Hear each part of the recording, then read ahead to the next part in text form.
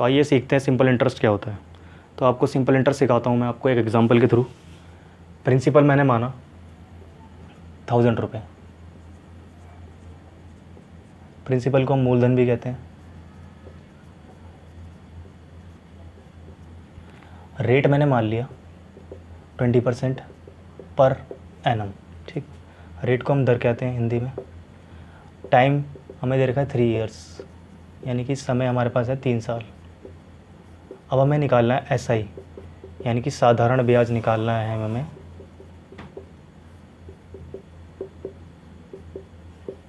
कैसे निकालेंगे? तो अब मैं बात करता हूँ, इसका रेट कितना है, 1 साल का 20% है, 3 साल का कितना हो जाएगा 60%। और हम निकालते किस पे हैं? प्रिंसिपल, मतलब मूलधन पे निकालते हैं। तो मूलधन कितना है हमारा 1000 रुपये।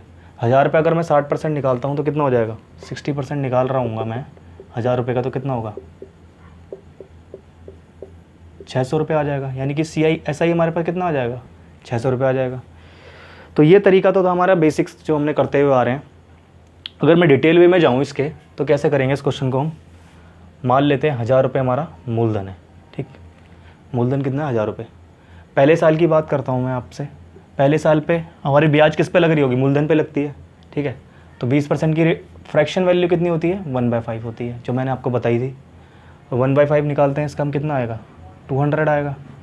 दूसरे साल की बात करता हूँ तो प्रिंसिपल सेम रहेगा, क्योंकि ऐसा ही है, प्रिंसिपल सेम है। तो क्या होगा? 1000 रुपये अगर मैं निकाल रहा हूँ तो कितना होगा? 1/5। 1/5 कितना होगा? 200 होगा। ठीक है, फिर तीसरे साल की बात करता हूँ तो फिर प्रिंसिपल सेम है, यही है प्रिंसिपल। 1/5 निकाल रहा हूँ, कितना हो गया? 200 हो गया। यानी कि SI कितना आ गया पहले साल का? 200। पहले साल का कितना है? 200 है। पहले साल का कितना है? 200। SI फॉर फर्स्ट ईयर है ये। अगर मैं वहीं बात करूं, ये SI हो जाएगा हमारा सेकेंड ईयर का,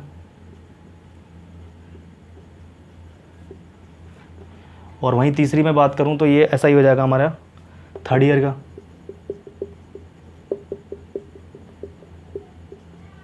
ठीक है, मतलब SI हमारा सेम है हर साल के लिए, और निकलता किस पे? मूलधन पे निकलता है, प्रिंसिपल पे निकल रहा होता है। ठीक है, तो कितना आ जाएगा हमारे यहाँ से SI हमारा आ जाएगा यहाँ से 200 200 200, कितना हो गया? 600 हो गया। ठीक, ये हमारा SI हो गया। आई थिंक आपको यहाँ तक क्लियर हो गया होगा। तो आइए समझते हैं हम CI को। तो CI के लिए हम रेट हमारा वही है 20%, प्रिंसिपल हमारा 1000 रुपये ही है मूलधन, समय हमारा 3 साल ही है, और SI हम निकाल चुके हैं 600 रुपये। अब हमें निकालना है CI कितना होगा, मतलब चक्रवृद्धि ब्याज क्या होगी हमारी, इसकी चक्रवृद्धि ब्याज कितनी होगी हमारी। तो हम निकालते हैं इसे। पहले 1000 रुपये प्रिंसिपल था। पहले साल की मैं बात करता हूँ, तो पहले साल तो हमारा प्रिंसिपल पे ही निकल रहा होगा, हमारा प्रिंसिपल मतलब मूलधन पे ही निकलेगा। तो इसका 1000 का मैं 1/5 निकाल रहा हूँ, तो कितना आएगा? 200। यानी कि पहले साल के लिए ब्याज कितनी आएगी? 200। ठीक है, लेकिन अगर मैं दूसरे साल की बात करूँ, दूसरे साल की मैं अगर बात कर रहा हूँगा, तो वहाँ पर क्या होगा हमारे पास कि प्रिंसिपल पे तो ब्याज निकलेगा, लेकिन जो अभी इंटरेस्ट आया है इस पर भी ब्याज निकालेंगे। ये है CI का कॉन्सेप्ट। मतलब CI जो है और SI में क्या फ़र्क है? यही फ़र्क है कि CI जो होता है वो मूलधन पे तो ब्याज निकलती है, साथ में ब्याज पे ही ब्याज लगती है हमारी। ठीक है, तो अब हम निकालते हैं इसको। 1000 रुपये कितनी होगी हमारी? 1/5 होगा, यानी कि 200 हो गया। अब जो ब्याज लगेगी वो किस पे लगेगी? इस इंटरेस्ट पे लग रही होगी। तो 1/5 इसका निकालता है तो कितना होगा हमारे पास? 40। ठीक है, सेकेंड ईयर के लिए हमारी ब्याज कितनी आई? 240 आ गई। ठीक है, फर्स्ट ईयर के लिए 200 आ गई। अगर मैं तीसरे साल की बात करूँ यहीं पर, तो इस पे ब्याज लगेगा पहले, तो कितना लगेगा? 200। ठीक है, ये हमने इसका निकाल लिया। अब ब्याज पे जो ब्याज लगना था वो भी लगेगा। 200 पे ब्याज लग रहा होगा, इस 200 पे ब्याज लग रहा होगा, इस 40 पे ब्याज लग रहा होगा। तो इस 200 पे अगर मैं ब्याज निकाल रहा हूँ तो कितना आएगा? 1/5 निकालूंगा इसका मैं, 20% रेट था, तो 1/5 कितना होगा इसका? 40। फिर इस 200 पे निकाल रहे होंगे तो 1/5 इसका निकालेंगे, कितना होगा? 40। ठीक है, यहाँ तक आपको समझ में आ रही है चीज़ें? आगे फिर ये ब्याज बची है, अब हम इस पे ब्याज लगा रहे होंगे तो कितना आएगा? 8 रुपये। ठीक है, तो कितना होगा? तीसरे साल का CI कितना होगा हमारे पास? 288 होगा। दूसरे साल का CI कितना होगा? 240 होगा। पहले साल का 200 है, और जो पहले साल का जो CI होता है और SI होता है वो क्या होता है हमारे पास? बराबर होता है। अगर मैं पहले साल की बात करूं, फर्स्ट ईयर की CI की, और SI की बात करूं, तो वो दोनों सेम होता है। क्योंकि यहाँ पर क्या होता है कि हमारी ब्याज जो निकल रही होती है वो मूलधन पे निकल रही होती है। पहले साल की ब्याज सीआई की भी पहले मूलधन पे निकलेगी, और एसआई के साथ भी यही होगा, एसआई भी फर्स्ट ईयर मतलब पहले साल के पे निकलेगी। ठीक है, आगे हम करते हैं, अमाउंट की बात करते हैं यहाँ पर हम। ठीक है, तो अमाउंट अगर मैं बात करूँ पहले साल का अमाउंट कितना होगा हमारे पास, 1000 में 200 जोड़ेंगे कितना होगा, 1200, पहले साल का हो गया ये। ठीक है, ये हमारा हो गया amount at the end of first year. वही मैं बात करूं दूसरे साल का अमाउंट, तो ये 1000 रुपये आएगा, ये 200 भी आ जाएगी, ये 200 भी आ जाएगी, ये 40 रुपये आएंगे भी आ जाएगी। तो कितने हो गए टोटल हमारा हो गया 1440। मतलब दूसरे साल का जो अमाउंट आएगा वो कितना आएगा हमारे पास,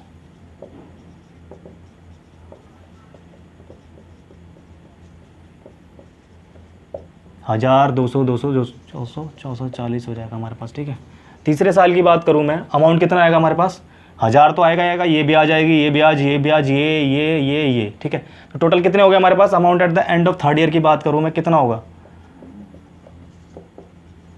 amount at the end of third year, कितना होगा, 200, 200, 200, 600 तो ये हो गया, 40, 40, 40, 120 हो गया, मतलब 1720 हो गया।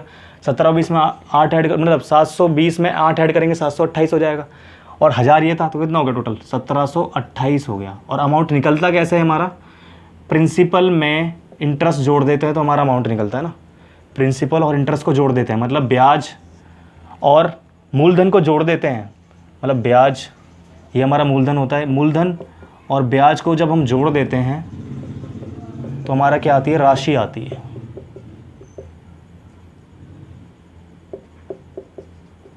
ठीक है, तो यही चीज़ हम यहाँ कर रहे हैं। 1000 रुपये प्रिंसिपल है, 200 हमारा क्या था, ब्याज थी, दोनों को जोड़ दिया, पहले साल का अमाउंट आ गया। दूसरे साल की बात करता हूँ, 1000 रुपये 200, 240 जोड़ दिया, 1200, 1440 आ गया। तीसरे साल की बात करूँ, 1000, 200, 200, 240, 40, 40, 8, 1728 आ गया amount at the end of third year. तो इस तरीके से हमारा अमाउंट निकलता है। यहाँ तक आपको क्लियर हो रही होंगी चीज़ें काफ़ी। तो आइए इसे थोड़ा और सीखते हैं, इस कॉन्सेप्ट को, क्या है इसका कॉन्सेप्ट सीआई का। 1000 रुपये मैंने माना प्रिंसिपल था, मूलधन था हमारा। ठीक है, अब इस पर 20% हमारी क्या लग रही थी, ब्याज लग रही थी, यानी कि 1000 रुपये पे ब्याज लगेगी, 20% तो कितनी होगी, 200 रुपये होगी। 200 रुपये इसमें ऐड कर लेते, कितना हो गया, 1200। अब अमाउंट कितना हो जाएगा हमारा पहले साल का, amount at the end of first year कितना होगा हमारे पास, 1200 होगा।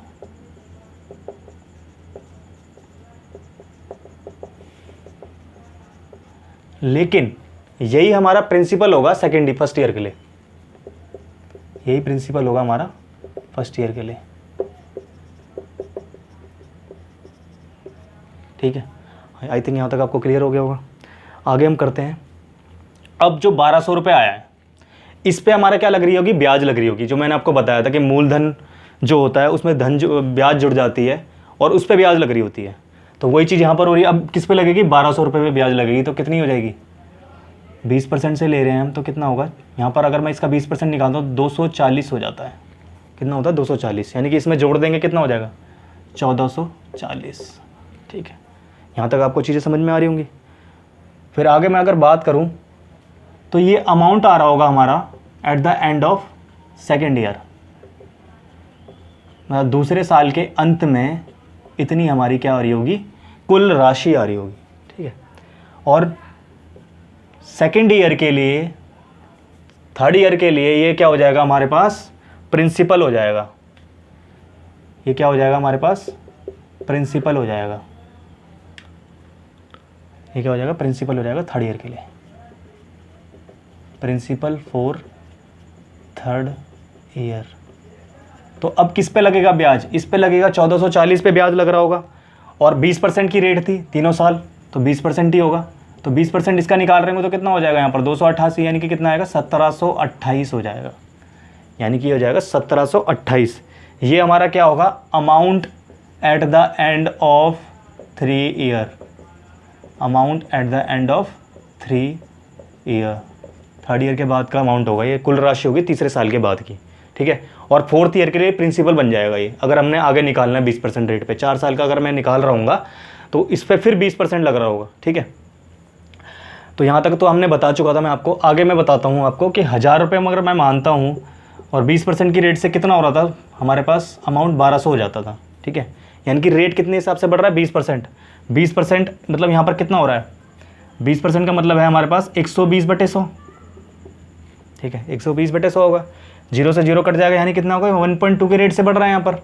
अगर मैं आगे बात करूँ 1200 से ये हो रहा है 1440, तो फिर ये 1.2 की रेट से बढ़ रहा होगा। फिर मैं आगे बात करूँ फिर ये 1.2 की रेट से बढ़ रहा होगा, 1728 आ गया। यानी कि यहाँ पर रेट क्या है सेम है हमारी। रेट सेम कब है जब हमारा टाइम सेम है। ये 1 साल हो गया, फिर 1 ईयर है, फिर 1 ईयर है, मतलब जब हमारा समय सेम है तो हमारा क्या है रेट भी सेम है, रेट की जो दर है वो भी सेम है। 1.2 रेट, यहाँ पर भी 1.2 रेट, यहाँ पर भी 1.2 रेट। तो इसे हम क्या कह सकते हैं, CI को हम कह सकते हैं इसलिए कि ये सक्सेसिव परसेंटेज इंक्रीज होता है। ये क्या होता है सक्सेसिव परसेंटेज इंक्रीज। तो आइए समझते हैं सक्सेसिव परसेंटेज इंक्रीज क्या होता है और खाली परसेंटेज इंक्रीज क्या होता है। तो मैं मान लेता हूँ एक बैंक है जो 1000 रुपये दे रहा है किसी कस्टमर को। पहले साल की ब्याज उसने ली 20%, दूसरे साल की उसने ब्याज ली 30%, तीसरे साल की उसने ब्याज ली 50%, ठीक है। पहले साल का इंटरेस्ट 20% है, दूसरे साल का 30%, चौथे साल का कितना है 50%, तीसरे साल का 50% है। तो यहाँ पर हमने जो बात करी है वो क्या बात करी है कि खाली 1 साल की है, दूसरे साल की है, तीसरे साल की है। यहाँ पर हमने खाली एक इंक्रीमेंट बोला है, ठीक है। दूसरी तरफ अगर मैं बात करता हूँ 1000 रुपये तो लिया हमने, लेकिन 20% हमने सक्सेसिव की बात करी। पहले 20% लग रहा है, फिर 30% लग रहा है, फिर 50% लग रहा है, ठीक है। तो आगे यहाँ अगर मैं बात करता हूँ तो यहाँ पर कितना होगा 20, 30, 50 कितना होगा टोटल 100% हो गया। यानी कि 100% ब्याज मिल रही होगी उसे 1000 रुपये पे। 100% ब्याज मिल रही होगी तो कितना हो जाएगा ये 1000 रुपये का अगर मैं 100% निकालता हूँ तो कितना होता है 100% की कितनी फ्रैक्शन वैल्यू होती है 1 होती है। यानी कि 1 से 2 हो रहा है वो, ठीक है। और मतलब 100% की वैल्यू का मतलब ये है कि 1000 रुपये बढ़ रहा है, यानी कि 1000 से कितना हो जाएगा 2000 हो जाएगा, ठीक है। यानी कि ब्याज कितनी आ रही है इसकी 1000 रुपये आ रही है, ठीक है। वही मैं बात करता हूँ, ठीक है, वही मैं बात करता हूँ इसकी। तो इस पर 20% पहले ब्याज लग रही हो, फिर 30% लगेगी, फिर 50% लगेगी। तो 1000 रुपये पहले 20% ब्याज लगा रहे होंगे तो कितनी हो जाएगी 1000 रुपये पे 20% का मतलब है 200 रुपये ब्याज आ रही होगी। और 1000 अगर इसमें जोड़ देते हैं तो कितना आ जाएगा टोटल 1200 आ जाएगा, ठीक है। कितना आ जाएगा 1200 आ जाएगा, क्योंकि मूलधन हम जोड़ देंगे उसके अंदर। फिर उस पर ब्याज लगेगी, इस पर कितनी पे लगेगी 30% लगेगी। 30% का मतलब कितना है 30% का मतलब यह है कि 360 रुपये लगेगी, 1560 हो जाता है। कितना हो जाएगा 1560। फिर 1560 पे 50% ब्याज लग रही होगी। 50% का मतलब है 1/2, 1560 पे कर रहे हो कितना आएगा 780। 780 ब्याज और लग रही होगी, तो 780 निकालते हैं, इसका कितना हो जाएगा 1560 में अगर मैं 780 जोड़ता हूँ तो 8 से 14, 7 5 12 13, 2340, यानी कि 2340 हमारी क्या आ जाएगी ब्याज आ जाएगी तीसरे साल के बाद। अमाउंट आ जाएगा eight the end of 3rd year, ठीक है। तो यहाँ 1000 रुपये हमने कितना प्रिंसिपल माना था और हो कितनी गई 2340 हो रही है, यानी कि 1340 ज़्यादा है ये, ठीक है। ये हमारा CI हो गया। ये अगर मैं बात करूँ तो ये SI है हमारा, ठीक है। तो 1000 से कितना हो गया वो 2000 हो गया, यानी कि 1000 बढ़ रहा है यहाँ पर कितना बढ़ रहा था 1340। तो यानी कि CI जो होता है वो क्या होता है सक्सेसिव परसेंटेज इंक्रीज होता है, यानी कि सक्सेसिव लगातार, मतलब ब्याज पे ब्याज। तो मैं आपको समझाता हूँ CI जो है ये परसेंटेज इंक्रीज होता है, सक्सेसिव परसेंटेज इंक्रीज होता है। कैसे 1000 रुपये अगर हमारा मूलधन है, प्रिंसिपल हमारा 1000 रुपये, इस पर 20% लगाएंगे तो कितना हो जाएगा 200। 200 में से जोड़ देंगे तो 1200। अब 1200 अमाउंट जो है उस पर ब्याज लग रही होगी, तो 1200 जो अमाउंट है उस पर ब्याज कितनी लग रही होगी 30% की रेट से लग रही होगी, क्योंकि सेकंड ईयर का हमारा क्या है 30% है। तो कितना हो जाएगा 1560 हो जाएगा। फिर मैं आगे बात करता हूँ तो ये कितने पे लग रही होगी 50% पे लग रही होगी। अगले 50% इसका निकाल रहे हैं तो कितना आएगा 2340 आ जाएगा, यानी कि ब्याज पे ब्याज लग रही है। यानी कि अमाउंट पे जो हमने जो प्रिंसिपल लिया पहले उस पर पहले ब्याज लगी, फिर उसमें ब्याज ऐड हो गई, फिर उस पर जो अमाउंट आया उस पर ब्याज लगी, फिर अगले साल के लिए फिर प्रिंसिपल ऐड हुआ, फिर अमाउंट पे ब्याज लगी। इस तरीके से चल रहा है इसमें, ठीक है। यानी कि सक्सेसिव परसेंटेज इंक्रीज हो रहा है यहाँ पर, लगातार ब्याज पे ब्याज चली जा रही है, ठीक है। लेकिन यहाँ पर एसआई के केस में ऐसा नहीं होता। एसआई के केस में अलग अलग ब्याज निकालते हैं, वो भी प्रिंसिपल पे निकाल रहे होते हैं, मतलब मूलधन पे निकाल रहे होते हैं, ठीक है। आई थिंक यहाँ तक आपको क्लियर हो गया होगा। आगे हम थोड़ा सक्सेसिव परसेंटेज इंक्रीज पे क्वेश्चंस देखते हैं ज़रा। तो आइए समझते हैं सक्सेसिव परसेंटेज इंक्रीज को एक खूबसूरत एग्जाम्पल से। हमने मानते हैं प्रिंसिपल है एक्स हमारा। पहले हमने माना प्रिंसिपल है मेरे पास एक्स रुपये, ठीक है। पहले साल का रेट मैंने ले लिया 16.2/3%। दूसरे साल का मैंने रेट ले लिया 11.1/9%। तीसरे साल का मैंने रेट ले लिया 12.5%, ठीक है। तो अगर मैं आपको पीछे ले जाऊं, जो मैंने वीडियोस में पढ़ाया है, आपको परसेंटेज पढ़ाया है, जिसमें मैंने आपको सिखाया था कि 16.2/3% कितना होता है, 11.1/9% कितना होता है, 12.5% कितना होता है, ठीक है। तो 16.1/2% कितना होता है हमारे पास, 1/6 होता है, मतलब R1 की वैल्यू 1/6 फ्रैक्शन वैल्यू होगी हमारी, ठीक है। दूसरा अगर मैं बात करूँ R2 की, तो इसकी फ्रैक्शन वैल्यू कितनी होगी, 1/9 होगी। R3 की बात करता हूँ तो कितनी होगी, 1/8 होगी, ठीक है। ये मैंने आपको बता चुका हूँ प्रीवियस क्लासेस में। अगर आपको प्रीवियस क्लासेस अच्छी तरीके से देखनी है तो मेरे प्रीवियस वीडियोस देख सकते हैं, जिनका लिंक डिस्क्रिप्शन में दिया हुआ है, ठीक है। तो मैं अब यहाँ पर प्रिंसिपल है मेरे पास x है, तो यहाँ पर मैं बात करता हूँ 16.2/3% की वैल्यू कितनी है, 1/6, यानी कि 6 का 16.2/3% कितना होगा, 1 होगा, यानी कि 6 में कितना बढ़ रहा है, 1 बढ़ रहा है। 6 से क्या हो जाएगा, 7 हो जाएगा, यानी कि 6 से 7 हो गया, ठीक है। दूसरा 9 का 11.1/9% कितना होता है, 1 होता है। 9 में कितना बढ़ेगा, 1 बढ़ेगा, तो कितना हो जाएगा, 10। 9 से कितना हो जाएगा, 10, ठीक है। तीसरी मैं बात करता हूँ 8 का 12.5% कितना होता है, 1 होता है। 8 का 12.5% कितना होता है, 1 होता है, ठीक है। तो 8 में जब 1 बढ़ेगा तो कितना हो जाएगा, 9 हो जाएगा, यानी कि 8 से कितना हुआ, 9 हो गया, ठीक है। 9 से 9 कट गया, 2 तिया 2 पंजे, यहाँ कितना आ गया, 3 8 तिया 24 आ गया, यहाँ कितना आ गया, 35 आ गया, ठीक है। अब जो ये 24 आया ये हमारा क्या होगा, प्रिंसिपल होगा। क्या होगा ये, प्रिंसिपल। वही मैं इसकी बात करूं तो ये हमारा क्या होगा, अमाउंट होगा। क्या होगा, ये अमाउंट होगा, ठीक है। ये अमाउंट होगा eight the end of 3 years. ये प्रिंसिपल होगा जो हमारा स्टार्टिंग में होगा, मतलब मूलधन होगा। ये हमारी कुल राशि होगी 3 साल की, ठीक है। वही मैं अगर प्रिंसिपल एक्स था, मेरा एक्स प्रिंसिपल था, ठीक है। एक्स प्रिंसिपल पे 16.2/3% क्या लग रही थी, ब्याज लग रही थी। मतलब 6 से कितना हो गया, 7 हो गया, मतलब 6 से 7 हो रहा है, मतलब 1 का इंक्रीमेंट। 7/6 क्या हो जाएगा हमारे पास, ये क्या हो जाएगा, हमारा अमाउंट हो जाएगा पहले साल का, और प्रिंसिपल हो जाएगा सेकेंड ईयर के लिए। ये क्या हो जाएगा, हमारा पहले साल का अमाउंट हो जाएगा, और सेकेंड ईयर के लिए क्या होगा, प्रिंसिपल हो जाएगा, ठीक है। तो इस पे ब्याज लगेगा अब हमारा कितने प्रतिशत से लगेगा, 11.1/9% से। कितने प्रतिशत से लगेगा, 11.1/9% से लगेगा, ठीक है। तो 11.1/9% कितना होता है हमारे पास, फ्रैक्शन वैल्यू 1/9 होती है, यानी कि 9 में 1 जोड़ेंगे हम, कितना जोड़ेंगे, 1। तो 9 में 1 की इंक्रीमेंट कितना होगा, 10/9, ठीक है। अब जो ये आएगा ये हमारा क्या होगा, अमाउंट होगा सेकेंड ईयर के एंड में, और प्रिंसिपल होगा थर्ड ईयर के लिए, प्रिंसिपल होगा थर्ड ईयर के लिए, ठीक है। तो इस पे ब्याज लगेगा, इस पे ब्याज लग रहा होगा हमारा, कितना प्रतिशत लगा होगा, 12.5% लग रहा हुआ है, यानी कि 8 का 12.5% कितना होता है, 1 होता है। 8 में कितना जोड़ रहे होंगे हम, 1 जोड़ रहे होंगे, मतलब 9/8 हो जाएगा, यानी कि गुणा 9/8। अब इसे शॉर्ट कर रहे होंगे तो x इंटू 7/6 इंटू 10/9 इंटू 9/8। 9 से 9 कट गया, 2 4 जा 2 5 जा, यानी कि x गुणा हो जाएगा 35/24, यानी कि ये हमारा क्या आ जाएगा, यहाँ से प्रिंसिपल होगा, ये हमारा क्या हो जाएगा, अमाउंट हो जाएगा।